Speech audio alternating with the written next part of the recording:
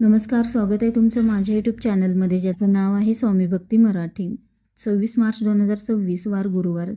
तर या दिवशी आलेले आहे चैत्र महिन्यातील दुर्गाष्टमी. नवरात्री ही सुरू झालेली आहे आणि चैत्र अष्टमीला आपल्याला आपल्या कुलदेवीची एक प्रभावी अशी सेवा करायची आहे. यासोबतच 11 लवंगांचा एक उपाय देखील करायचा आहे. तर कोणता उपाय करायचा आहे त्यासोबतच देवीची ओटी कधी आणि कशी भरावी याबद्दलची संपूर्ण माहिती आपण या व्हिडिओमध्ये बघणार आहोत. तर व्हिडिओ स्किप न करता संपूर्ण बघा आणि जे कोणी नवीन असेल या चॅनलवरती तर सबस्क्राईब करा. तर बघा, नवरात्रीतील जी अष्टमी आहे तर ती कधी सुरू होते आहे तर बघा, 25 तारखेला म्हणजे आज दुपारी 1:50 सुरू होते आणि 26ला सकाळी 11:48 संपते. तर ज्यांना अष्टमीच्या ज्या काही तिथीवर सेवा करायच्या आहेत तर त्यांनी 25च्या म्हणजेच आज दुपारी 2 नंतर तुम्ही सेवा केल्या तरीही चालतील. पण खरं तर उदय तिथी ही धरली जाते. तर उदय तिथी ही सकाळी 11:48 अष्टमी तिथी संपते आणि 11:48 नंतर नवमी तिथी लागते. उदय तिथीनुसार सूर्याने बघितलेली तिथी ही ग्राह्य धरली जाते आणि म्हणूनच अष्टमी ही 26 तारखेला आली आहे.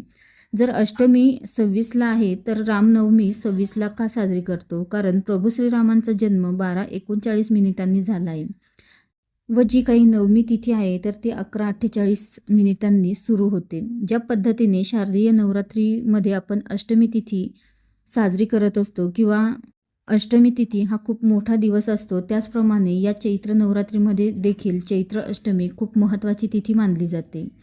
तर सेवा या तुम्ही 25ला दुपारनंतर करू शकता. म्हणजे आज दुपारनंतर देखील तुम्ही अष्टमीच्या ज्या काही सेवा आहे तर त्या करू शकता. हा दिवस आपल्या कुलदेवीच्या सेवेसाठी, तिचा मानपान करण्यासाठी, कुळाचारासाठी अतिशय महत्त्वाचा मानला गेला आहे. तर सेवा काय करावी? तर तुमच्या दरवाजाबाहेर जर 64 योगिनी यंत्र लागले असेल तर ते आवर्जून या दिवशी काढा आणि ते साफ करून उजव्या हातावर ते यंत्र ठेवायचं आहे आणि 11 माळी श्री स्वामी समर्थ या मंत्राचं पठण करायचं आहे आणि त्यानंतर परत ते यंत्र ज्या ठिकाणी ठेवलेले होते त्या ठिकाणी ठेवायचे आहे. म्हणजे आपल्या मुख्य दरवाजाच्या वरील बाजूस ते परत ठेवायचं आहे.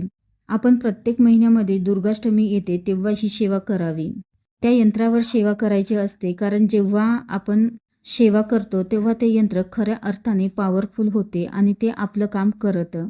तुमचं घर भाड्याचं असेल किंवा स्वतःचं असेल तरी देखील तुम्ही ही सेवा करू शकता किंवा तुमच्या मुख्य दरवाजाच्या बाहेर तुम्ही हे यंत्र लावलं नसेल तर तुम्ही नवीन देखील आणून त्यावर सेवा करून देखील ते यंत्र ठेवू शकता.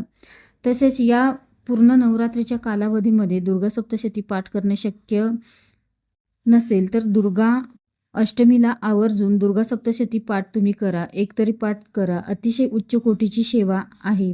आपल्या सांसारिक अडचणी जेव्हा खूप असतात, खरं तर हे वर्षाखेरीज आपल्याला आपल्या कुलदेवीचा मानपान हा आपल्याकडनं झालाच पाहिजे. आणि आपल्या सांसारिक आयुष्यामध्ये जर अडचणी खूप असतील तर कुठेतरी कुलदेव यांची आपल्याकडून सेवा न घडणं हे त्याचं कारण असते आणि म्हणूनच दरवर्षी मूळपीठावर जाऊन देवीचा मानपान करणं किंवा या चैत्र महिन्यामध्येही जाऊन तुम्ही देवीचा मानपान करू शकता. आणि नाही शक्य तर घरामध्ये देवीचा टाक किंवा फोटो असेल तर घरी देखील देवीचा मानपान तुम्ही करू शकता.